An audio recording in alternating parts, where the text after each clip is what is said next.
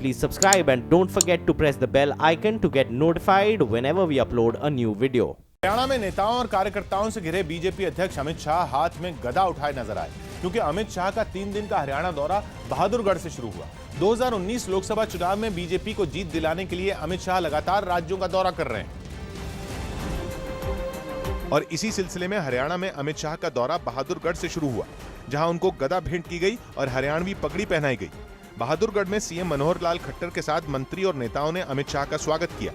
अमित शाह के काफिले का स्वागत करने के लिए आम लोग और पार्टी कार्यकर्ता सड़क किनारे खड़े दिखे और पूरी सुरक्षा के साथ अमित शाह बहादुरगढ़ से आगे रवाना हुए। हरियाणा दौरे में अमित शाह का लक्ष्य 2019 के लोकसभा चुनाव के लिए पार्टी को मजबूत करना है और उम्मीद है कि बीजेपी अध्यक्ष इसके लिए नेता और कार्यकर्ता से मिलेंगे और खट्टर सरकार के कामकाज की समीक्षा भी करेंगे।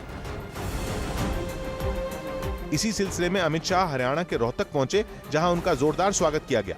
पार्टी पदाधिकारियों के साथ बैठक से पहले अमित शाह ने दीनदयाल उपाध्याय और श्यामा प्रसाद मुखर्जी की तस्वीरों के आगे दीप जलाया, जिसके बाद राष्ट्रीय गीत गाया गया। सूत्रों के मुताबिक हरियाणा की राजनीति में रोहतक को अहम मानते हुए अमित शाह ने अपनी बैठकों का सिलसिला यहां से शुरू किया है।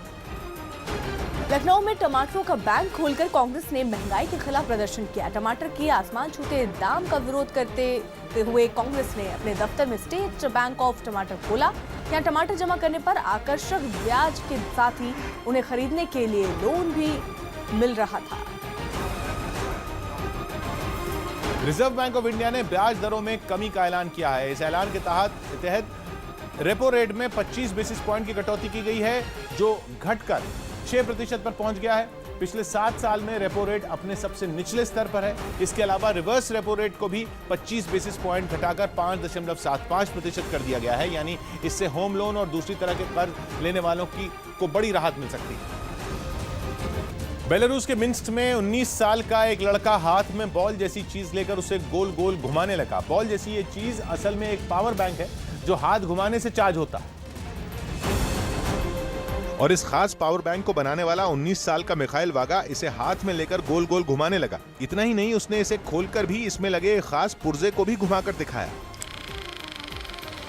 मिखाइल ने इस पावर बैंक से मोबाइल को चार्ज करके भी दिखाया। मिखाइल ने दावा किया कि जैसे जैसे वो हाथ घुमाता है, पावर बैंक चार्ज होने लगता है और फिर उससे मोबाइल को जोड़कर उसने उसे चार्ज होते हुए दिखाया। इस पावर बैंक को कभी भी और कहीं भी हाथ में घुमाकर चार्ज किया जा सकता है, लेकिन साथ ही इसे किसी आम पावर बैंक की तरह चार्जर के जरिए बिजली से भी चार्ज किया जा सकता है। मिखाइल के मुताबिक इस पावर बैंक को हाथ में लेकर करीब 1 घंटे घुमाते रहने पर इसको पूरी तरह चार्ज किया जा सकता है। हालांकि मोबाइल चार्जिंग के दौरान इसकी क्षमता 30% तक कम हो जाती है। मिखाइल के मुताबिक पावर बैंक को घुमाने के दौरान इंसान के हाथ से पैदा हुई ऊर्जा पावर बैंक में लगे एक डिवाइस तक पहुंचती है। ये डिवाइस इस ऊर्जा को बिजली में बदल देता है, जिससे पावर बैंक की बैटरी चार्ज हो जाती है और इससे जोड़ते ही मोबाइल भी चार्ज होने लगता है। मिखाइल का दावा है कि हाथ को जितनी तेज घुमाया जाएगा, पावर बैंक उतनी ही तेजी से चार्ज होगा। इस खास पावर बैंक की कीमत भारतीय रुपयों में करीब 7,500 रुपए है और ये बाजार में बिकने लगा। उत्तर प्रदेश के हाथरस में एसटीएफ की छापेमारी के दौरान भारी तादाद में अवैध हथियार बरामद हुए। एसटीएफ टीम के छापे में 92 तमंचे और एक कार समेत 2 बदमाश गिरफ्तार हुए। दोनों बदमाशों से एसटीएफ पूछताछ कर रही है और अब तक मिली जानकारी के आधार पर पुलिस इनके दूसरे साथियों की तलाश में जुटी हुई है। अवैध हथियार रखने वालों के खिलाफ ये कार्रवाई में बड़े अधिकारियों के नेतृत्व में की गई।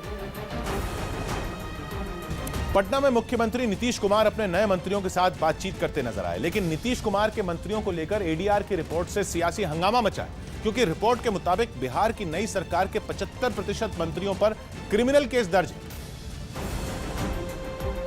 इसीलिए एक और नीतीश कुमार डिप्टी सीएम सुशील मोदी सहित सभी मंत्रियों से मिले और सरकार के कामकाज को लेकर बातचीत की। दूसरी ओर मंत्रियों पर एडीआर यानी एसोसिएशन फॉर डेमोक्रेटिक रिफॉर्म्स की रिपोर्ट से मंत्री परिषद पर ही सवाल खड़े हो गए। एडीआर की रिपोर्ट के मुताबिक नीतीश सरकार के 29 में 22 मंत्रियों के खिलाफ क्रिमिनल केस दर्ज हैं, जिनमें 9 मंत्रियों के खिलाफ गंभीर क्रिमिनल केस हैं, जबकि पहले की महागठबंधन सरकार में 28 में 19 मंत्रियों पर क्रिमिनल केस था।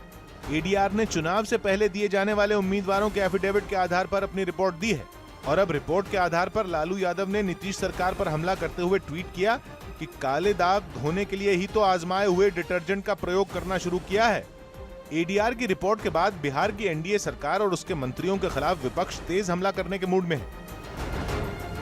अभिनेता दिलीप कुमार की अचानक तबीयत खराब होने के बाद उन्हें अस्पताल में भर्ती कराया गया। मंगलवार को दिलीप कुमार को डिहाइड्रेशन की शिकायत हुई, जिसके बाद उन्हें मुंबई के ही लीलावती हॉस्पिटल में एडमिट कराया गया। उन्हें दाहिने पैर में सूजन है और जिसकी जांच चल रही है। दिलीप कुमार को फिलहाल आईसीयू में रखा गया है। डॉक्टरों के मुताबिक दिलीप कुमार की हालत खतरे से बाहर है। पाकिस्तान की राजधानी इस्लामाबाद में जैसे ही एक महिला प्रेस कॉन्फ्रेंस खत्म करके जाने लगी, मीडिया के लोग उसकी तस्वीरें खींचने लगे। वो महिला नेशनल असेंबली की सदस्य आयशा गुललई थी, जिसने तहरीक-ए-इंसाफ पार्टी के नेता इमरान खान पर महिला कार्यकर्ताओं के शोषण का आरोप लगाया। आयशा इमरान की पार्टी में थी, लेकिन उसने पार्टी छोड़ने का ऐलान भी कर दिया। लेकिन इससे पहले संवाददाता सम्मेलन में उसने इमरान खान पर गंभीर आरोप लगाए कि वो उन्हें अश्लील संदेश भेजा करते थे। हमारी माओ, हमारी बेटियों की इज्जतें जो हैं वो इस पार्टी में महफूज नहीं है। इसके बाद आयशा ने पार्टी से इस्तीफा दे दिया, लेकिन एक टीवी इंटरव्यू में पाकिस्तान के पूर्व सैन्य शासक जनरल परवेज मुशर्रफ ने इमरान खान का बचाव किया। कोई करप्शन नहीं किया, इसकी कोई प्रॉपर्टी नहीं है बाहर, ये तो काफी बेचारा गरीब आदमी है। मुशर्रफ ने उन्हें नवाज शरीफ से बेहतर बताया। भ्रष्टाचार के आरोप के बाद हाल ही में नवाज ने पीएम पद से इस्तीफा दे दिया था।